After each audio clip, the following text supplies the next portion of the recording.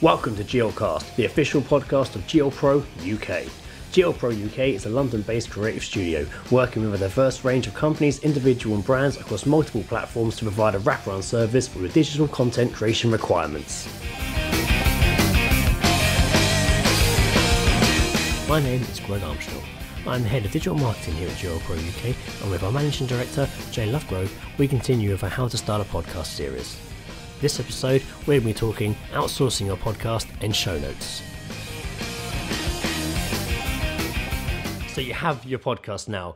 You have your setup, you have your equipment, you've recorded, you have your guests on, or you're not going to have guests. Either way, your episodes are ready to go out. And you've been going for a little while now, maybe you're putting them out, you've got your hosting site of choice. What kind of happens now? You know, if you're building momentum or not, do you have time to maintain this podcast, whether you're a hobbyist or whether you're a business? Sometimes it's easier to outsource your podcast, as many podcasts are now doing. So Jay, what kind of involves outsourcing a podcast? I think the most important thing to address right at the beginning, outsourced or not, once you've got a podcast going, you're going to have to commit a certain amount of time. Yeah. So if you are going to do it internally, and look, the first thing we always tell people, we're a bunch of podcast producers. Exactly. Everybody loves it. It's a great skill to have. And it can be an awful lot of fun, especially if it's your own show. But if you're starting this endeavor, much like any marketing campaign, and that's what this podcast is going to be, essentially it's its own marketing stream, its own marketing campaign, then you've got to put some time to it. So if you're going to learn it, please do go and buy all the plugins. Yeah. But if we start talking about why to outsource, then I think the biggest thing above and beyond all of the investment that the outsourced, or someone who is specifically focusing on podcast editing. Right, yes. The investment that they've probably made in themselves and their equipment and their plugins and their skill and knowledge. Yes. Above and beyond that, the thing which you need to work out is, do you have the time? How much time is it taking you to edit your episode, get it ready, get it out, get the show notes written? It's not as simple as just hit record, hit stop. I now have an episode. It's now going out. You obviously need to edit it, make the sound better if you're adding your jingles and what have you. And then if you are doing advertising, add your adverts to it, and then do your show notes, and then do your tagging. There's so much more to it than just hitting stop and it going out. And businesses, especially nowadays, like to get these podcasts made and don't have the time to sit there and do what we just mentioned. Well, it's return on investment. How much is your time worth? Yeah, exactly. If you're in a position where you can comfortably spend 4 or 5 hours a week focusing on, the back end administration and production of your show, then great, do it, because honestly, it's a lot of fun. It really is. However, if those 5 hours or possibly longer, if you're learning, I've seen a lot of people post in different groups when they're like, it takes me 7 hours to get my show done. And it's not even an hour long. No. But then, you're learning, you don't know, right? Again, that's one of the advantages of using an outsourced company is you've got people who are not only skilled at this, but they're kind of doing it all the time. They're seeing lots of different problems, etc. Some of our engineers, I watch them edit sometimes, and I see it myself. Sometimes you can see before even hearing, just by looking at the sound wave, when something's coming out, you need to cut. Oh, there's a big spike coming up. That means something needs to be taken down or needs to be lessened. Or there's a big gap here. You can sometimes, it's like seeing the future when you edit a podcast. You look at the sound wave and you can just see what's going to happen before it happens, and you can get ready to react to it. Not that you have to edit in real time, but you can already start getting yourself what I know what I need to do before I even get to this bit. And you recognize that a repeat pattern throughout. Say someone is banging. Sure. Right, I know this person's banging continuously.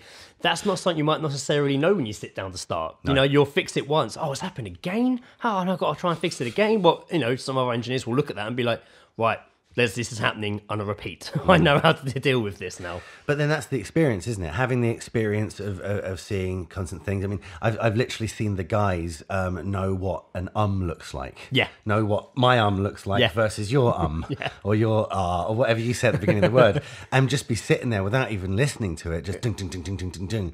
And I'm kind of sat going, oh no, are you sure? And it's like, yeah, because I know exactly what it looks like and this is what I do. And I think, again, that comes down to the whole question about outsourcing anything is, do you want to invest in having those skills internally? And if you do, then great, invest in learning and knowledge and equipment and whatever it takes for your, the member of your team to do that job to the best of their ability. Of course, yeah. Or go and find someone who is focusing on that already, who's already making that investment because it's in their interest, because you want a podcast editor or podcast producer who's killing it so much that you never want to leave. And they're not finding time to edit your podcast. They're on time to edit your podcast. Like editing your podcast that is their day. That's their time. They're not like, oh, maybe I can squeeze this in. like you might have to be doing it. They're doing it. But it also helps because for new starters, it's a real great benefit as well. Especially, like I say, I keep bringing it around to business podcasts. It can be hobbyists as well, but it's a lot of dedicated hobbyists don't have a lot of financial gain behind the podcast already, so they want to learn themselves. Doesn't mean, some people do it for fun. They do have the money to outsource. When it comes to businesses, for example, they want to get their podcast done and it to sound professional. It's one thing to edit it, but it's another thing to make it sound professional. Yeah. And it has to sound great because you're going to lose. If you're a big, huge business, you're going to lose listeners just from how bad it sounds instantly. Well, it's like anything your company produces. There's no point putting, some ugly duckling out there. Yes. You don't want to have a great logo, great marketing, great people, great reputation, and then be releasing a really bad sounding piece of marketing. Don't do that. It's not about creating content for creating content's sake. It's about creating enough content that engages and adds value to your audience, where they can then come back time and time again. And if that's a blog, it's a blog. And, a bad sounding podcast would be the equivalent of a badly spelt or like a terrible or a blog with terrible grammar. Yes. You wouldn't want that sent out because you'd say, oh man, that's going to give me the wrong reputation. It's going to give people the wrong view of my company. Well, the same thing is with a podcast. And one of the great things about outsourcing to audio producers is that knowledge we were talking about earlier. Yes. They've come up against horrendous sounds you can imagine. Exactly. And a guest, a really big, they've come out with really big guests to your show a whole bunch of times when unfortunately that guest didn't give you good audio. So you're like, well, we need this episode. It's a great episode. It's going to give us huge traction, but I don't want to lose it. So, they've come up against that. And then the investment I keep talking about, but especially in then equipment. What tools does the podcast editor have? Yeah. Like, I constantly bang my head against the wall because our fearless leader, the creative director, Tony, will just buy packages of plugins constantly. And we've got such a huge library now of plugins. And to explain, a plugin, for those of you who haven't heard of it before, it's a thing which fixes something. So, so you'll have a Crackle plugin.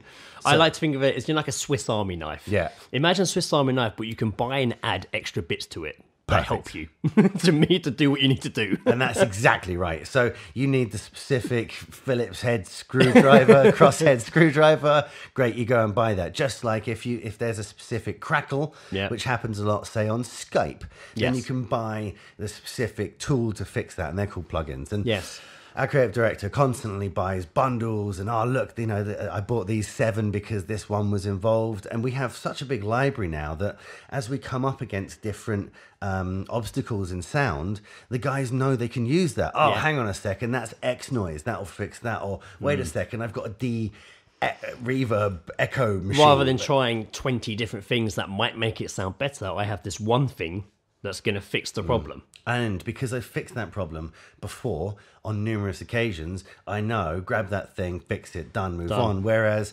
that's why some people are spending 7 hours and stuff trying to edit their first podcast, because they're like, well, how do you get rid of the crackle? I mean, it gives we're talking about outsourcing your whole entire show, but we do have the odd podcast. It's like, look, I'm really stuck with this one episode. I had this interview and the interviewer's in a cafe, in a restaurant with a Zoom mic on their phone. It just sounds terrible. I can't get anything out of it. Sometimes that's when it happens. It's an emergency outsource. I need this episode fixed, this interview fixed. My favourite example of that was a brilliant podcast which was recorded about truckers in the US. Yes. And literally was recorded at a truck stop. So he had a great interview. It was a great podcast. But every now and again you had... as some huge truck flew past them. That's the last thing you want when you're recording a podcast, is a truck coming past your microphone. As a general rule. That's usually a podcast no. I always thought it goes without saying, but sometimes that's not the case. So they came to us and were like, how do we fix that? And again, they were, that was someone who releases their own show, but wanted to ask us for our experience in that, but B, the investment we've made in kind of plugins and back-end software meant that we could fix that a lot easier than they could. And you might, from how we're talking, all this might sound quite technical when you're editing. And the bottom line is, when it comes down to it, it kind of is the boring part for you. If you're not like, really into doing a podcast, you're just recording it and getting it out there. You're not so much into the technical side of things. It is the boring bit, but that's where we come in. And any other company that does outsourcing for podcasts, it's the boring bit done, taken off your hands and released on time. You even do the publishing parts. You don't have to. All you have to do is the fun bit of recording. Send off your files and kick back and wait for it to appear on iTunes or all the other platforms you're on. Yeah. And sounding great as well. You can be like, oh my God, they got rid of that bit in there. Yeah. So well, when it comes to outsourcing, I suppose a big question is, how much do you want to spend on outsourcing? And it's a big question because it depends on how much you want to get out of outsourcing a podcast. It depends whether you just want to, as we mentioned earlier, just to have the audio done, or just the one here and there. But do you want to have the entire package? You're going to bulk record episodes in advance and then get all them done in one hit and like queued up to go out with all the jingles added and the little sound bites added and the adverts, sponsorship, the music. Great. Don't forget to add in don't forget to add in the outtake at the end that we always do. That's it. Because we'll get sent a podcast and we'll have, for example, loads of audio files in a folder, then a separate folder with intro, advert, and all I mentioned, all the other bits, all the sound bites, and there's a lot to add to it, and it can take time, which is why I see why it is outsourced. It's that they're doing it myself. I can totally see why they didn't want to do this. There's a lot to do. They're busy. Well, also from my side, as much as I call myself podcast producer, I've absolutely never recorded produced a podcast. I leave that. You've definitely recorded one. I have. I've recorded a bunch, right? And I can get the equipment to work. I can hit record. That all makes sense to me. When it goes to the editing side, I leave that to far smarter people than myself. Yeah. Which means I've always just loved podcasting. I'm not the technical guy. I don't want to do that. I want to be a podcast host. That's the fun. I want to get the message across. I want to enjoy the actual making the show itself, and then I want to use it for my marketing. Yeah, and that's the bit I'm interested in, because if I try and do the production, it's going to take me a decade to get everything, and I'm probably not going to release a show because it's going to be too much of a commitment, and I won't be able to do my job. Yeah. I can't necessarily give 7 or 8 hours away to edit something. As fun as it looks, everyone seems to really enjoy it. But for me, it's the case of being able to be a podcast host without knowing any of that information. Yeah. Knowing that I can just push it across and say that's great. And as you were saying, how much should you spend on it? Yeah. Really interesting question. And ourselves and the entire industry is really very bespoke pricing. Yes. Every podcast is pretty much different. Yeah. We have certain types of podcasts that are kind of the same. Genres, they fall into categories. But... Sure, and those guys only want one advert, so they fall in that. And those guys are about half an hour, and these guys want this, etc., right? So there's similarities between what people want, but nearly every show is different because there's so much that can be done with that piece of audio. Do you want us to take out excerpts and make flash briefings for Amazon Alexa? Sure, that can be done. Are you posting it as a Facebook Live and you want us to pull the audio, repackage as a show? Fine, that can be done too. Are you going to sit down with one person every month and do like a full, big, few-hour interview thing? Fine, that can be done too. And the same thing with everyone in the industry. Like everyone, it's a real group of people who love to create lots of content, and it's quite easy. So unfortunately, how much should a podcast cost is kind of subjective, because it's what is the complexity of your show? What is the length of your show? But when you are looking at people that and looking to outsource and looking at pricing, that is a thing to think about. Yeah. How long is your show? It takes at least double the time. Yep. Because you're definitely listening to it and making the changes en route. Exactly. So if your show's an hour, minimum it's going to take 2 hours. And even that is a quick edit, quick turnaround. Probably more like 2 or 3 to really, really get it right. I like to think of outsourcing in a way almost as like health insurance for your podcast, or to really make it simplify it, it's a safety net as well. Because when you hit those roadblocks, you don't have to worry about them. But what is also a really important factor when I talk about it being a safety net is if for any reason you can't record a podcast or you fall behind and you've got a nice team behind you who know your podcast inside out, there's no reason why they can't pull clips of audio and make an episode for you. It can be so much more than just guys editing your podcast. It can be an entire team at your production team at your disposal to really help you out. And I think that is the difference between maybe having it internally and externally, is that internally it's very unless you have someone dedicated that's their one role. to the one role is just doing creating your podcast, then great. Obviously they're going to be on top of everything. But if not, and it's part of the marketing team, or it's someone who's doing another role as well, it's a very easy thing to slip down the priority list. So one of the things that an outsourced company will bring is they should be chasing you. Yeah. They should be like, look, I need the show. Yeah. It's Thursday. Yeah. Your show gets I want to hit your Tuesday. deadline. Yeah. I want to hit your deadline is my deadline. And having someone who's chasing you to say, get that done is great, because then also that's a reminder of like, damn, I'm paying these guys money. Yeah. I should really give them what they need. Yeah, I don't want to just throw this money away. And now they're chasing me. The least I can do is record the show. And it's amazing how sometimes just having to get that show done creates great content, because it's topical, it's on point, and it's relevant right now, because you're not necessarily thinking of it. Maybe it's a different feel to the show, but having someone chase you to make sure that you're on top of it and keeping the podcast as their priority, which is what a good podcast producer should do, internally or externally, is so helpful, because it means you actually get the show done. Yeah. There's something you stumbled upon there, which I'm going to bring up now, is that when you talked about it being internally, for example, and that person being solely dedicated to the editing, that role also kind of spills out into other roles, which is why it was good if you are going to outsource, use a team, because then we get to like show notes. And is the person internally editing it, are they a good writer? Yeah. That's a whole different thing. Show notes are really... when I first started podcasting, I didn't really think much about show notes. So what is a show note? Explain show note is like, it's more than just like, at the back of a book, like a blurb. It's more than that, a show note. It's the description of your episode, but it's also detailing who's on, if you have guests on, or what you're talking about. And there you can put links. If you have someone on, you can put a link to their content or their new book or their website. It's basically the index to your podcast. But it's more than that, because it's also your SEO. And that's where people don't necessarily think about it. I don't know anyone who necessarily spends a lot of their time reading the show notes for each show. When it pops up on their iPhone or their podcast app, and you see that the new episode of your favorite show or one of the shows you're subscribed to pops up, I don't necessarily know people who sit and read it first to be like, oh, okay, I'll listen to this one. So is Jay, and that's why I'm going to listen to it. They listen to it and make that decision from listening to the show.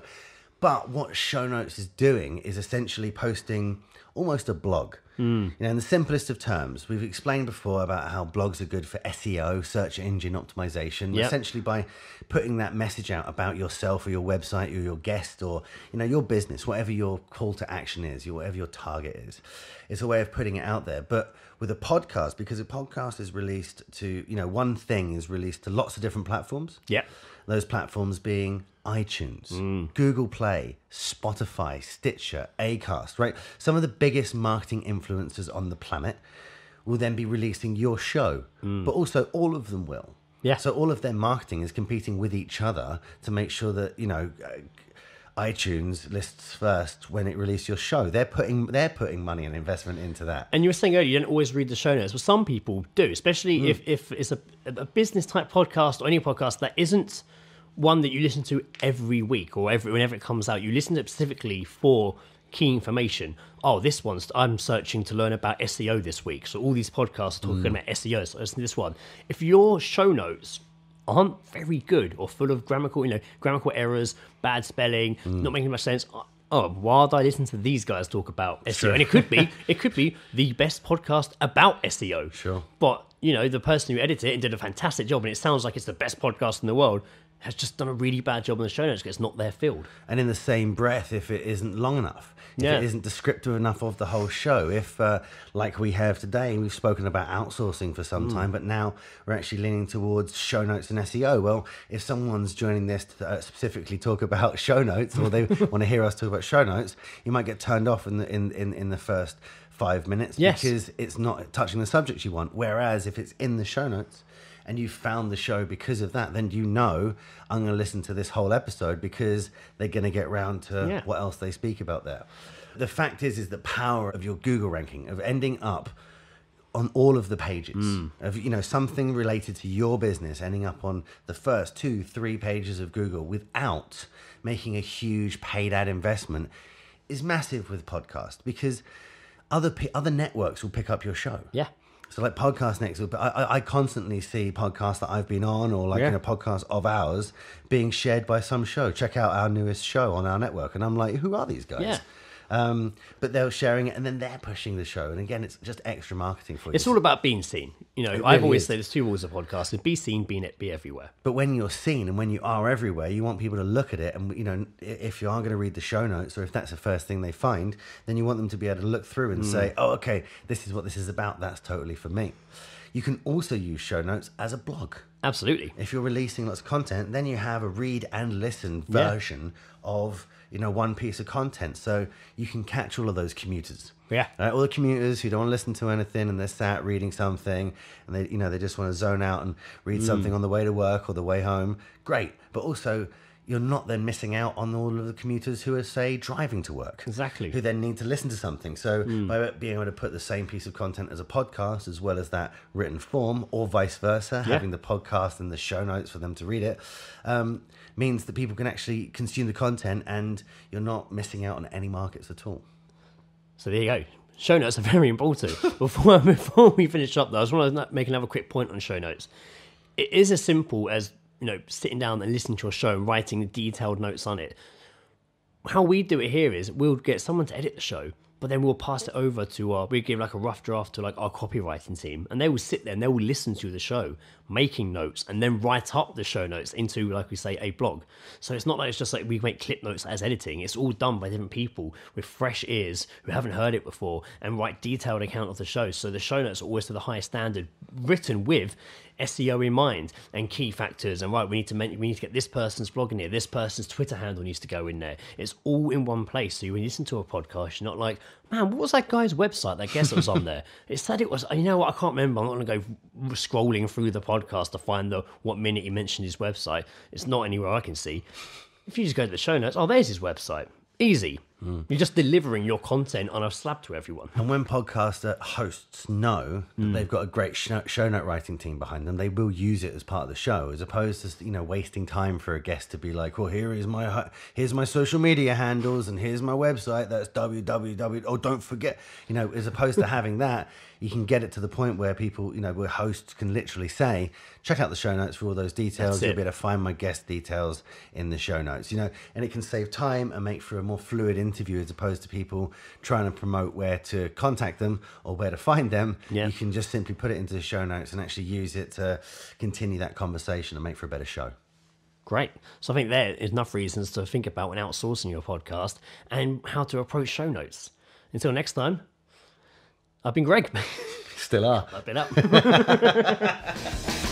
Thank you for listening to GLCast, the official podcast of GLProUK. Be sure to follow us at GLProUK on Instagram, Twitter, LinkedIn, and find us on Facebook. Thank you.